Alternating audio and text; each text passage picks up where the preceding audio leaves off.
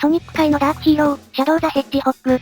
彼はソニックのライバルであり、またソニックに引けを取らないほどの大人気キャラクターです。そんなシャドウは、一体どのように生まれたのか。また、シャドウという名前に込められた秘密とは。今回は、ソニックシリーズの大人気キャラクター、シャドウにまつわる裏設定をご紹介します。シャドウはこれからどんどん出てくると思うから、ぜひこの動画で詳しくなっていってほしいぜ。それでは、早速始めていきましょう。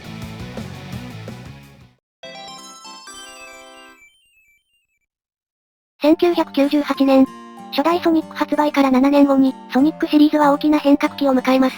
この年、ソニックシリーズ初の 3D アクションゲーム、ソニックアドベンチャーが発売されたのです。それまでのソニックは基本的に横スクロールアクションゲームでしたが、そこから大胆に路線変更。立体的なフィールドを駆け回れる、3D のソニックを作り上げました。しかも 3D になったことで、ソニックのスピード感もより一層パワーアップ。この変化は当時のソニックファンたちにも受け入れられ、その後しばらくの間、ソニックシリーズはこの 3D のゲームが主流となっていきます。一方で、実はこの時、ゲームが 3D になったこと以外にも変わったことがありました。それは、ソニックの頭身が上がり、さらにボイスがついたこと。初代ソニックの頃は、かっこよくもあり可愛くもあるデザインでしたが、このソニックアドベンチャー以降のソニックは、かっこよさがより一層際立ったデザインになってるんですね。さらにキャラクターたちが喋るようになったことで、各キャラの感情表現の幅が広がりました。そしてその結果、ソニックでストーリー重視のゲームが作れるようになったんです。実際にソニックアドベンチャーでは、ナックルズの祖先たちを絡めた非常にシリアスな物語が展開されました。ソニックが 3D になったことで、ゲーム性だけじゃなくてストーリーの幅も広がったんだな。そんなこんなで大きな節目を迎えたソニックシリーズですが、この時ソニックの開発チームは、こんなことを考えていました。ソニックシリーズをもっと発展させるために、ソニックのライバルが必要だ。ソニックのライバルといえば初期の頃はナックルズでしたが、この頃はもはやライバルというより、ソニックの仲間という感じでした。また、シリーズが 3D に進化して表現の幅が広がったため、この機会に新たなライバルキャラを作りたいと思っていたんですね。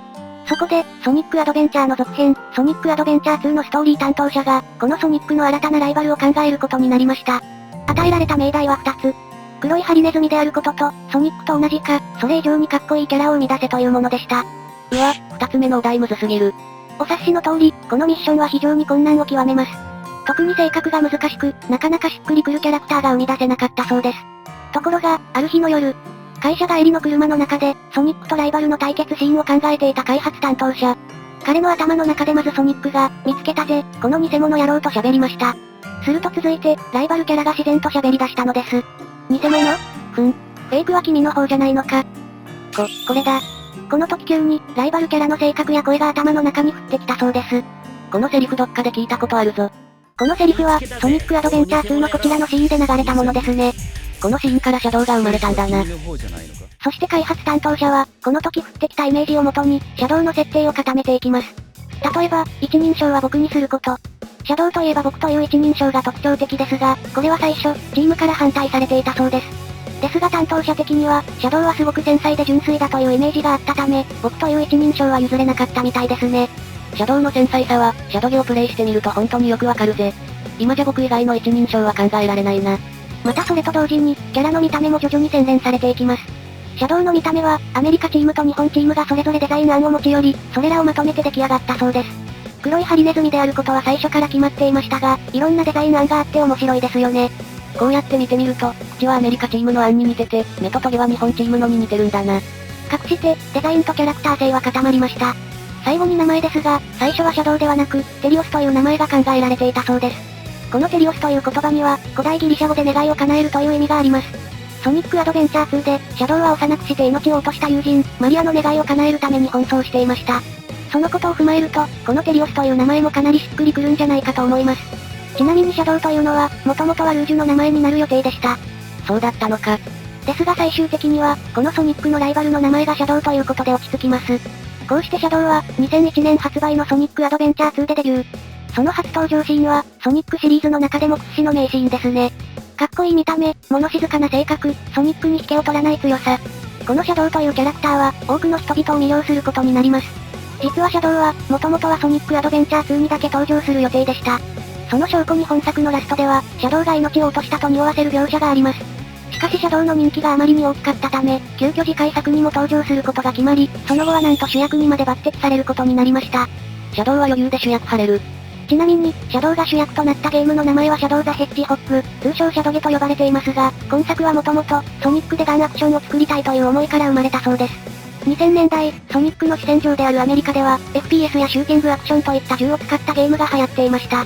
ソニックの開発陣は、この流行りになんとか乗れないかと考えたのですが、ソニックが銃を扱うのは少し違和感がある。そこで白羽の矢が立ったのが、シャドウだったんですね。シャドウであれば、銃を使っても違和感がない、むしろめちゃくちゃ似合うんじゃないかということで、シャドウが主人公のガンアクションを作ることになったそうです。そして最終的にシャドゲは、主役がソニックじゃないにもかかわらず、3D ソニックの中でトップ10に入る売り上げを記録しました。さすがシャドウさんっす。今では現実世界でも、ソニックと人気を二分する正真正銘のライバルになっているシャドウ。今後どのような活躍を見せてくれるのか、楽しみで仕方ないですね。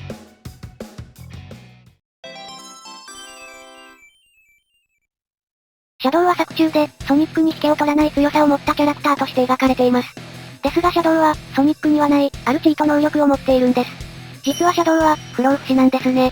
いやチートすぎるわ。実際、ソニックアドベンチャー2のラストで宇宙から地球に落下しても、しっかり生きてましたしね。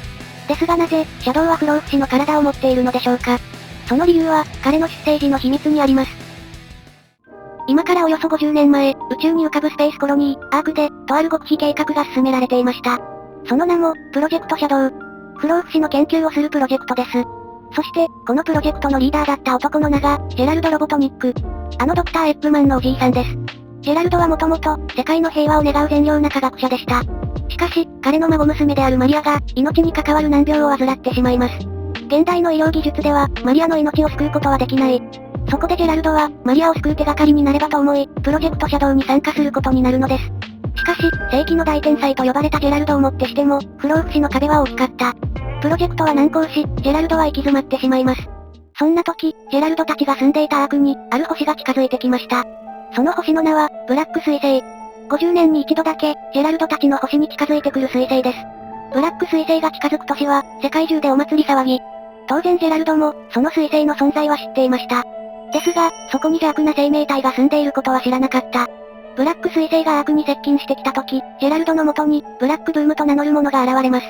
そしてブラックブームは、ジェラルドにある取引を持ちかけました。自分は不老不死の力を持っている。自分の細胞を提供する代わりに、50年後、自分が率いる軍隊がこの星を占拠する手助けをしてほしい。どうしても叶えられなかった研究が、これで成功する。愛するマリアを助けることができる。そう考えたジェラルドは、ブラックブームの誘いに乗ってしまいます。研究を成功させるため、星の未来を売ってしまったジェラルド。ですが、もちろん対策を打たないわけではありませんでした。まずジェラルドは、50年後にブラックブームたちが攻めてきた時に備え、防衛ロボットの人工カオスを作成。さらに、ブラック彗星を迎え撃つための兵器、エクリプスキャノンをアークに配備しました。そして最後に、不老不死のブラックブームに唯一太刀打ちできる存在、シャドウを生み出したのです。この時、シャドウにブラックブームからもらった細胞を埋め込んだため、シャドウに不老不死の力が備わっているんですね。またブラックブームたちは、カオスエメラルドの扱いに長けた種族でもありました。そのためシャドウも、カオスエメラルドの力で色々な技を使うことができます。最も有名なのは、時空を操るカオスコントロールですね。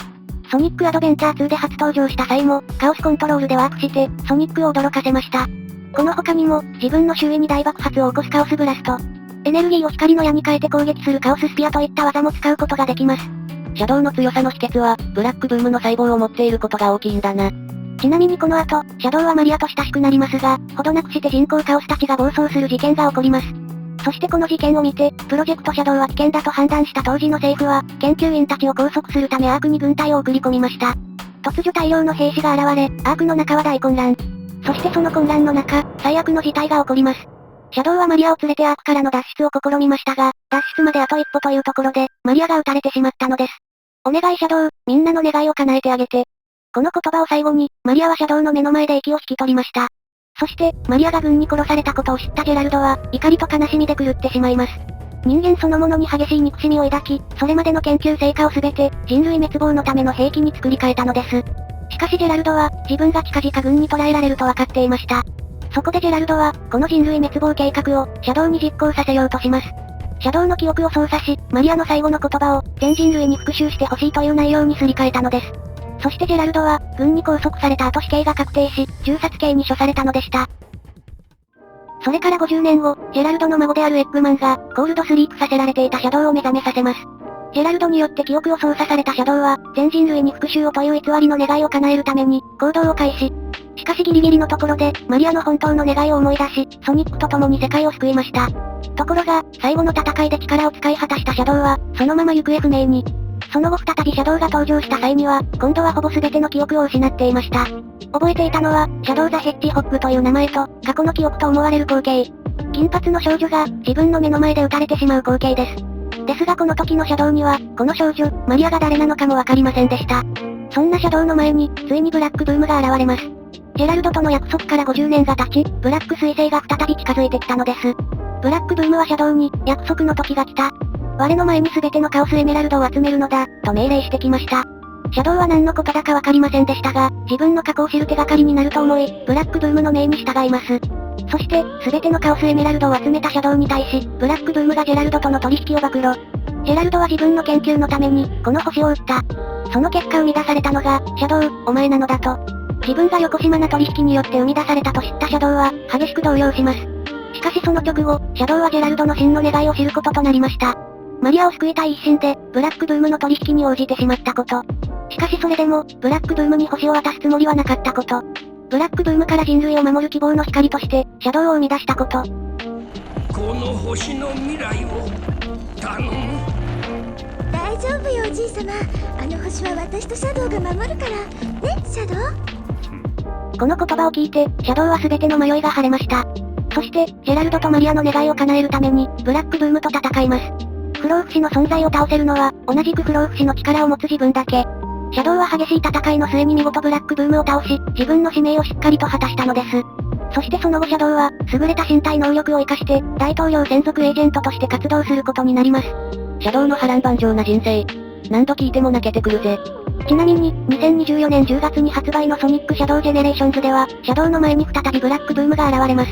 なぜブラックブームが復活したのか、シャドウがどんな活躍を見せてくれるのか。その結末は、ぜひゲームで見届けましょう。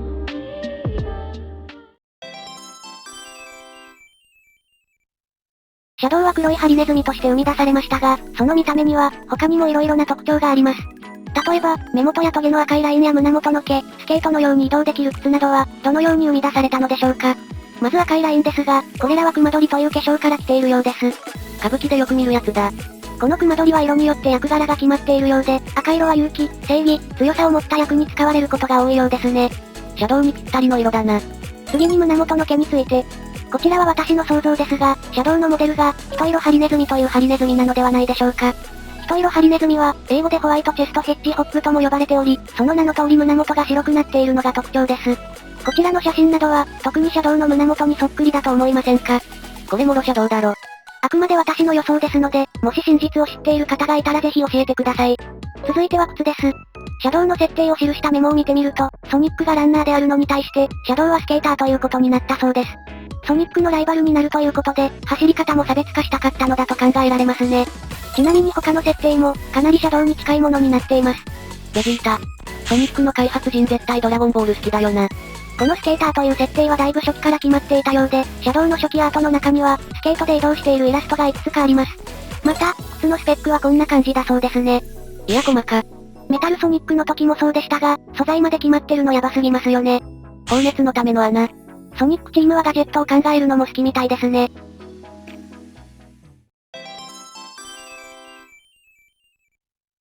2016年、ソニックの公式サイトで、とある漫画が公開されました。タイトルは、影の騎士方。この漫画では、シャドウの名付け親が明かされました。シャドウの名付け親は、なんとマリア。カプセルの中で眠っていたハリネズミを見たマリアは、彼にシャドウと名付けます。悪役みたいじゃないか、とジェラルドは言いましたが、そんなことはないと言い返すマリア。闇はどこまで行っても闇だけど、影は光が差す方向を教えてくれる。そのような存在になってくれることを願って、マリアはシャドウという名前を付けたのでした。何このめっちゃいい話。マリアの願い通り、シャドウは人類の希望の光として、世界を何度も救ってきました。シャドウが生まれる前から、シャドウとマリアの絆は始まっていた。そんなことを伺わせるエピソードでした。この漫画の URL を概要欄に貼っておくので、ぜひ読んでみてくださいね。以上、意外と知らないシャドウの裏設定でした。動画が気に入っていただけましたら、いいねやチャンネル登録をぜひお願いします。たくさんのコメントも待ってるぜ。それでは、次の動画でお会いしましょう。